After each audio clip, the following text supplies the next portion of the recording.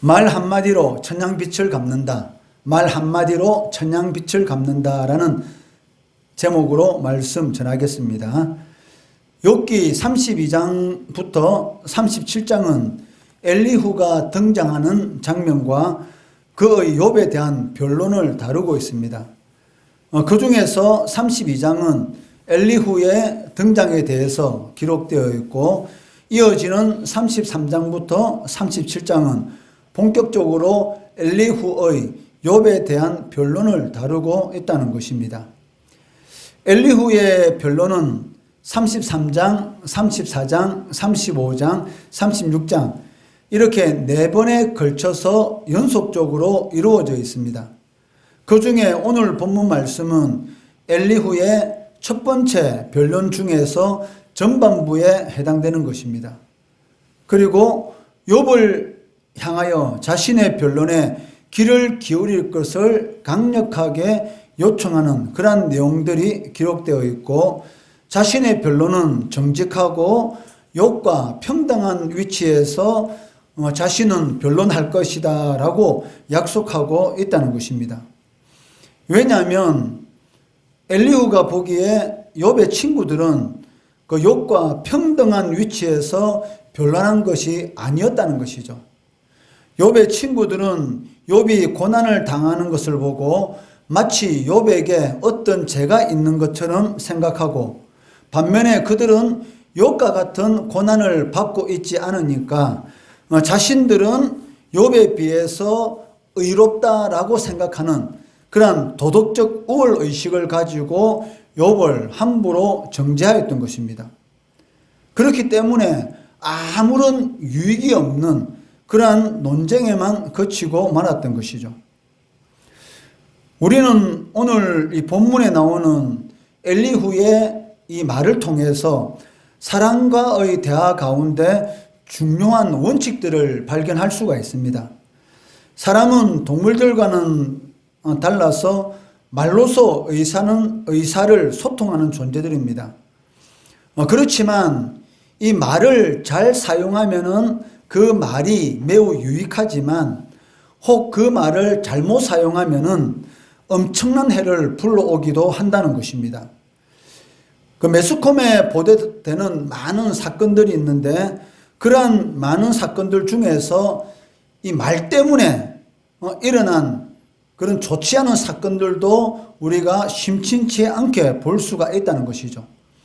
선거철이 다가오면은 자신이 생각하는 그런 후보에 대해서 막말을 한다든지 나쁜 말을 듣게 되면 자신도 거기에 대해서 응수하는 그런 입장으로 막말하고, 그리고 함부로 말을 함으로 인해서, 그러니까 선거철 때에 이런 주먹 다짐이 오고 가고 몇십 년 친구 우정이 하루아침에 깨어지는 그러한 일들이 일어나는 것을 우리는 매스컴을 통해서도 심심치 않게 들을 수가 있는데, 그 이유가 무엇입니까? 이 말을 함부로 사용함으로 인해서 일어나게 되는 그런 좋지 않은 그런 상황인 것을 우리는 알 수가 있습니다.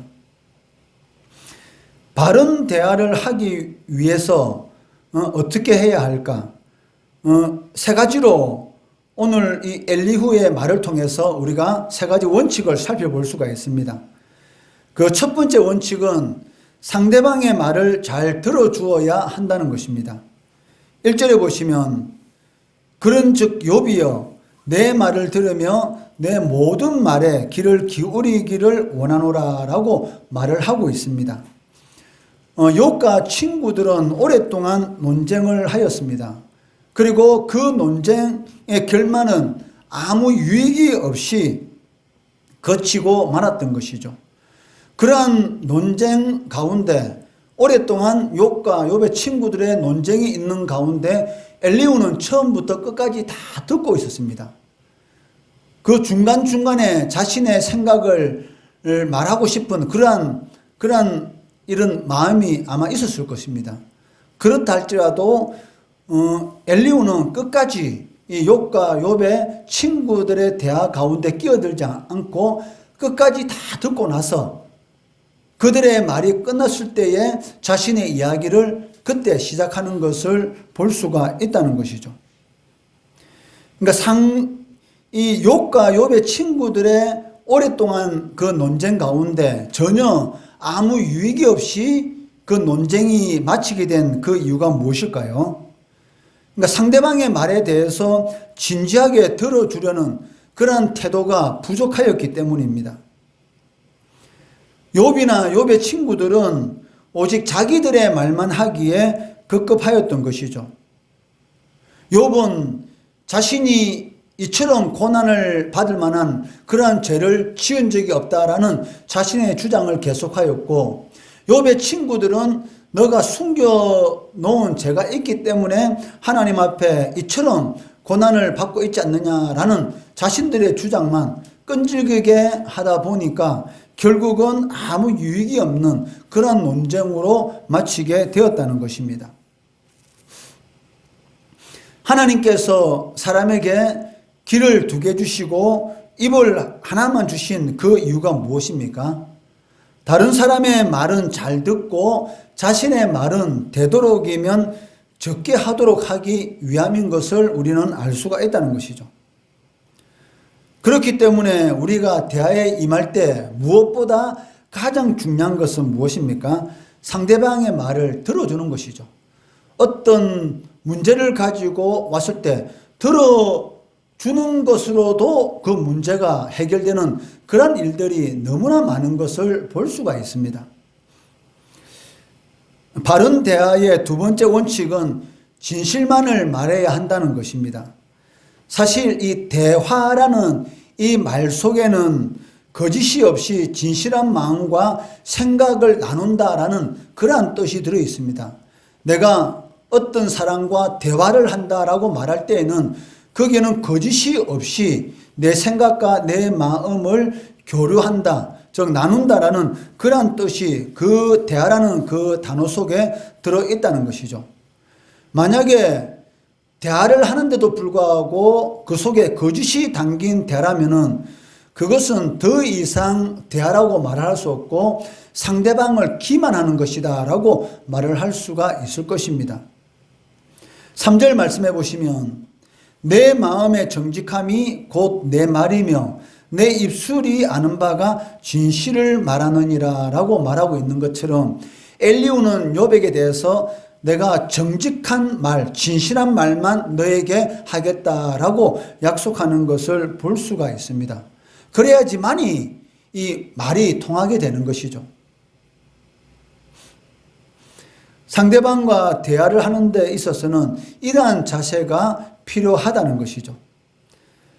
바른 대화의 3번째 원칙은 상대방과 대등한 입장에서 말을 하는 것입니다.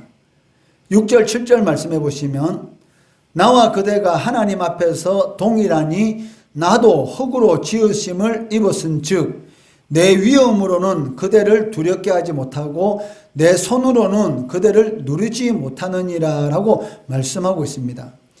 여기 엘리후가 나도 흙으로 지으심을 입었다라는 이 말은 인간은 누구나 하나님 앞에서 평등한 존재다라는 것을 의미하고 있다는 것입니다. 이것은 상대방과 대화할 때도 마찬가지입니다. 욥과 욥의 세 친구들의 대화가 쓸데없이 논쟁만이 있었던 그 이유가 무엇이겠습니까? 바로 그 친구들의 이 도덕적인 우월의식, 자신들은 고통을 받지 않고 있으니까 자신들은 의롭다라고 생각하는 이런 우월의식 때문에 욥과 욥의 친구들의 대화는 전혀 아무 유익이 없는 그러한 대화로 마치게 되었던 것이죠. 조금 전에 잠시 언급하였지만 욥의 친구들은 자신들이 욥에 비해서 도덕적으로 우월하다라는 그런 생각에 사로잡혀 있었고 욥과의 변론하는 그런 과정 가운데서 오직 욥의 말을 듣기보다는 욥을 책망하고 훈계하는 그런 식으로 욥에게 말을 하였던 것이죠. 그리고 욥이 어떤 자신들의 말에 대해서 변론을 하려고 하면은 그 욥의 말을 귀담아 듣지 않았습니다. 왜냐하면 욥은 죄를 지어서 고난을 받고 있기 때문에 욥이 하는 모든 말들은 핑계에 불과하다라는 그런 생각을 가지고 있었던 것이죠. 그렇기 때문에 욥의 친구들은 욥을 대화의 대상, 그러니까 대화를 하려고 하면은 대화의 대상으로 생각하고 대화를 해야 되는데, 욥의 친구들은 욥을 대화의 대상으로 생각한 것이 아니고 오직 훈계의 대상, 너는 잘못했으니까 회개하고 돌이켜라, 너는 우리의 말을 무조건 들어야 된다라는 이런 훈계의 대상으로만 여기고 함부로 정죄하고 함부로 말을 하였기 때문에 그 대화는 아무 유익이 없는 것으로 마치게 되었던 것입니다. 하나님께서 우리의 기도를 들어주시는 그 이유가 무엇일까요? 하나님이 보시기에 우리는 피조물에 불과합니다. 하나님은 창조주시고 우리는 피조물, 창조주와 피조물은 비교 대상이 될 수가 없죠. 아예 비교할 수 없는 그런 무가치한 존재, 다윗의 입을 벌리면 먼지와 같은, 하나님이 보시기에 먼지와 같은 그러한 존재에 불과한 것이 바로 우리 인간들입니다. 그런데도 불구하고 하나님께서 우리의 기도에 귀를 기울이시는 그 이유가 무엇일까요? 하나님이 창조주이시면서도 불구하고 피조물인 우리들을 대화의 상대로 인정해 주셨기 때문인 것이죠. 그렇기 때문에 기도를 무엇이라고 말합니까? 하나님과의 대화. 기도를 하나님과의 대화라고 부르는 그 이유도 하나님께서 우리들을 하나님과 대등한 존재로 여겨주시고, 그리고 우리의 기도에 귀를 기울여 주시고, 그리고 그 기도를 듣고 응답해 주시는 이러한 것을 전제로 했기 때문에 우리의 삶 가운데 기도에 대한 응답이 일어날 수가 있다는 것입니다. 하나님이 우리를 대등한 존재로 여기지 않고 너희는 흙으로 먼지로 창조함을 받은 존재이기 때문에 먼지에 불과하다, 너희 말은 들을 필요가 없다라고 하신다면 우리의 기도는 절대로 하나님 앞에 상달되지 못할 것입니다. 하나님께서 우리를 대화의 상대로 대등한 존재로 여겨주셨기 때문에 우리의 기도가 응답받고 하나님께 영광 돌리는 그런 삶을 살아갈 수가 있다는 것이죠. 오늘 이 엘리후의 이 말을 통해서 우리는 상대방과의 바른 대화에 대한 세 가지 원칙을 간단히 살펴보았습니다. 첫째는 무엇입니까? 상대방의 말을 잘 들어주어야 된다. 잘 들어주는 것 하나만으로도 그 상대방의 문제가 해결되는 그러한 일이 일어날 수가 있습니다. 두 번째 원칙은 진실만을 말해야 된다는 것이죠. 만약 거짓을 말하게 되면 그것은 대화가 아니고 상대방을 기만하는 것에 불과하기 때문입니다. 셋째는 상대방과의 대등한 입장에서 말을 해야 한다는 것이죠. 내가 상대방을 무시하는 그런 입장에서 만약에 말을 하게 된다면 그것은 대화가 될 수가 없다는 것입니다. 여러분들도 너무나 잘 알다시피 우리 속담에 말 한마디로 천냥빛을 갚는다라는 그런 말이 있습니다. 이 천냥이라는 이 돈은 어마어마하게 큰 가치를 가지고 있습니다. 그렇기 때문에 이 말을 다르게 표현한다면 말 한마디도 어떤 어려움도 해결할 수 있다라는 그런 의미가 이 속담에 들어있다는 것이죠. 말 한마디 잘하면 무슨 은혜라도 어떤 어려운 문제도 해결할 수 있는 그런 은혜를 누릴 수가 있다라는 그런 의미를 가지고 있습니다. 여러분들 말하는데 돈 드는 것은 아니잖아요. 내가 어떤 사람에게 경제적으로 물질적으로 도움을 못 준다 할지라도 말로서는 그 상대방에게 힘을 줄 수가 있고 말 한마디 잘해가지고 나에 대한 좋은 이미지를 상대방에게 심어주어서 내가 나중에 어려운 일을 당할 때에 그 사람의 도움을 받을 수가 있다는 것이죠. 할 수만 있으면 좋은 말, 할 수만 있으면 상대방을 나보다 낮게 여기는 그런 말을 함으로 인해서 나중에 내가 어려운 일을 당할 때에 그 사람으로부터 많은 도움을 받을 수 있는 그런 일들이 일어날 수가 있다는 것입니다. 내가 상대방에게 좀 낮은 입장에서 말을 한다 해가지고 내 자신이 낮아지는 것은 아닙니다. 오히려 내가 상대방보다 겸손한 자세를 가지고 나보다 남을 낮게 여기는 그러한 모습은 오히려 상대방이 나를 상당히 좋게 여기는 그러한 도구가 되는 것이고, 하나님의 말씀에 순종하는 그러한 일이 되기 때문에 하나님께서 그러한 일들을 통해서 여러분들에게 복을 주신다는 것이죠.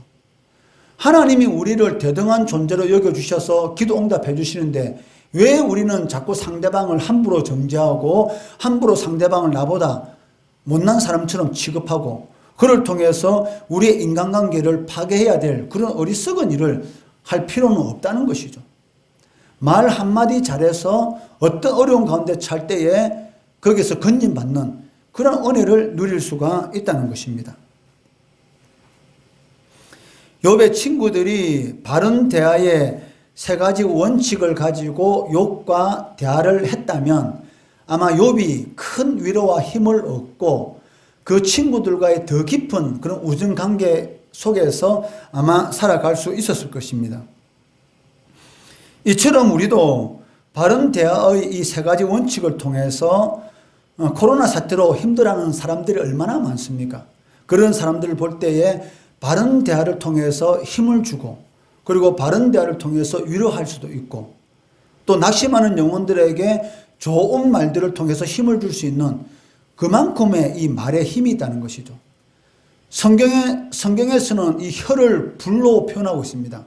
모든 것을 다 태울 수 있는 그러한 능력이 이 혀에 있고 또 혀를 큰 배를 움직일 수 있는 그러한 이 방향 키로서 말을 하고 있다는 것이죠.